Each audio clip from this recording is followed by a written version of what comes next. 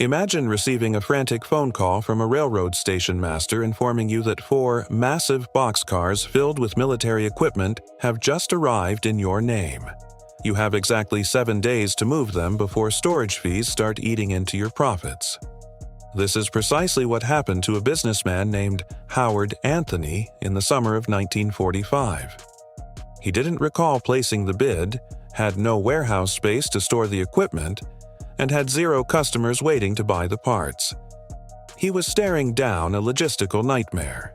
However, the unexpected way he resolved this massive blunder led to one of the most successful and culturally significant industrial training phenomena in American history.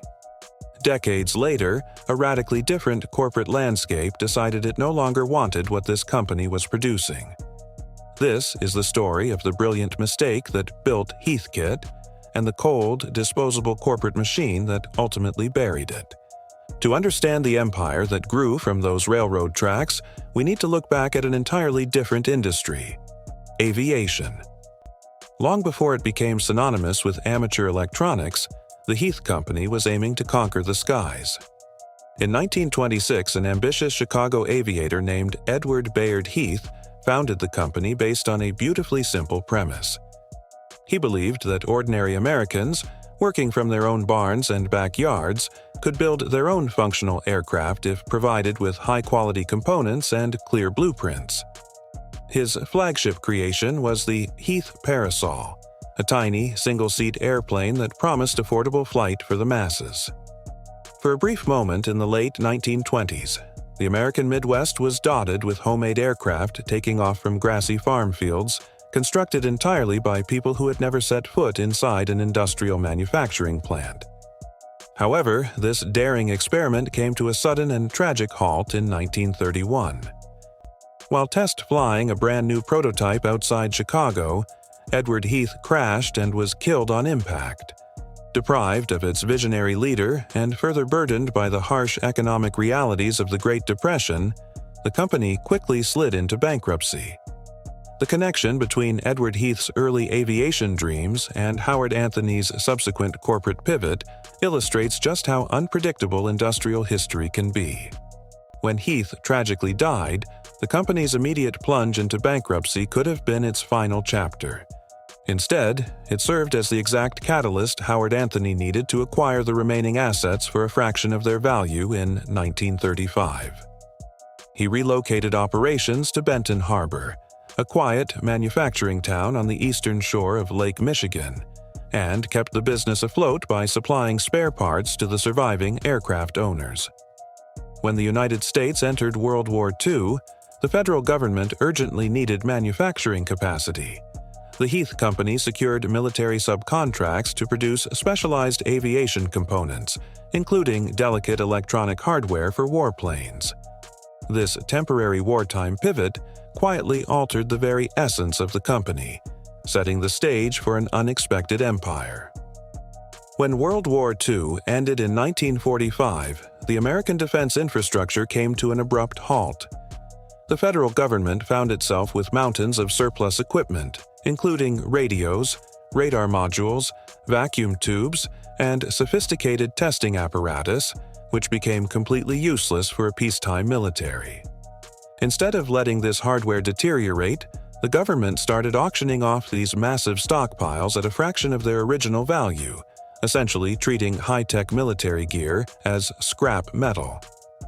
Eager to acquire cheap raw materials, Howard Anthony placed an ambitious bulk bid for a large number of surplus components, seriously underestimating the scale of what he was purchasing. When 4 legendary railroad boxcars arrived at the Benton Harbor Depot, Anthony had to beg friends, neighbors, and local farmers to use their empty barns and garages to keep the delicate electronics out of the rain. For months, his small team systematically sorted through the chaos, piece by piece. Hidden within that mountain of military surplus, they discovered a massive crate of 5-inch cathode ray tubes originally manufactured for advanced wartime radar sets. Anthony realized that instead of selling the tubes as individual replacement parts, he could use them to create something much more valuable. In July 1947, the Heath Company released the OL-1, a fully functional electronic oscilloscope sold exclusively as a do-it-yourself kit. Every resistor, wire, and capacitor was neatly packaged, labeled, and accompanied by a detailed assembly manual. They priced the kit at exactly $39.50. At the time, a pre-assembled commercial oscilloscope from established industry leaders like Tektronix cost several $100s, while high-end laboratory models ran into the thousands. The Heathkit version was a fraction of the market rate, with the only trade-off being that consumers had to assemble it themselves. The timing of this launch proved to be a masterstroke of unintended marketing genius.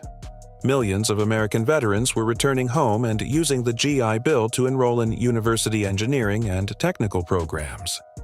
These men had spent the war working in Navy radio rooms, Army communications units, and aircraft maintenance hangars. They had a deep curiosity for electronics but lacked the funds to buy expensive commercial tools. The OL1 kit sold out almost instantly, and then it sold out again. However, what truly transformed Heathkit from a cheap surplus distributor into a beloved national institution was not just the low price point. It was the exceptional quality of their instruction manuals. These booklets were not simple, dry assembly guides. They were world-class, self-paced courses in practical electrical engineering. The manuals achieved this educational breakthrough by completely eliminating guesswork. Every booklet featured large, beautiful, fold-out pictorial diagrams that illustrated the exact physical layout of every single component on the metal chassis. The written steps were composed in clear, straightforward language designed for absolute beginners, guiding the builder's hand through every single solder joint without assuming any prior technical expertise. Importantly, the manuals explained the circuit's underlying engineering principles, detailing what each section did and how the components interacted. A college student or a basement hobbyist who spent 40 hours building a Heathkit device walked away not just with a piece of laboratory equipment, but with a complete understanding of how it functioned. They had touched every component, stripped every wire, and made every connection. If a component burned out 2 years later, they didn't need to send it back to a factory or call an expensive repair technician. They simply opened the metal casing, referred to the schematic they had memorized during construction, and fixed it themselves. This unique educational approach trained an entire generation of mid-century American engineers, innovators, and inventors at a scale that traditional schools could never match. By the 1970s, Heathkit's educational division was actively selling accredited training curricula to high schools, community colleges, and military commands worldwide. Let's take a moment to consider a modern comparison that illustrates a significant cultural shift in how we interact with technology. During the golden age of Heathkit, technology was seen as an open and shareable skill. Devices were constructed with human-sized, through-hole components that you could physically hold and solder, accompanied by detailed schematic manuals that taught you the science behind the circuitry. If something broke, you could fix it, which fostered a deep sense of ownership. In contrast, today we find ourselves in an era of closed consumer electronics. Our devices are sealed units with locked firmware and tiny surface mount technology, where simply turning a proprietary screw voids your warranty and damages the factory adhesive. We are surrounded by incredibly powerful machines that we are legally and physically prohibited from truly owning or understanding, thereby transforming us into passive users rather than capable creators. This stark reality makes the golden age of Heathkit feel less like a chapter of corporate history and more like a forgotten timeline of human progress. By the mid-1970s, Heathkit was at the peak of its influence, with its annual catalog revered by hobbyists. It offered everything from ham radios to personal computers, allowing enthusiasts to build impressive electronics from kits. However, as the decade ended, 3 significant challenges hit the company.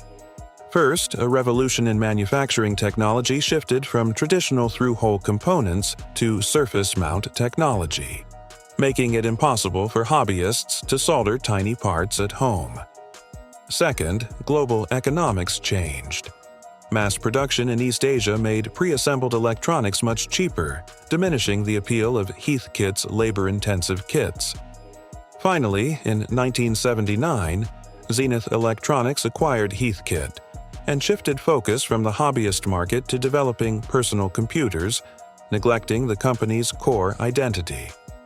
Zenith redirected its resources to create Zenith Data Systems, focusing on selling pre-built computer networks to businesses and government clients. Consequently, the Heathkit electronic kit business was downsized and ultimately discontinued in 1992. The closure of Heathkit marked a significant loss beyond a typical business failure. For nearly 50 years, it provided accessible pathways for individuals to learn about radios, TVs, and computers.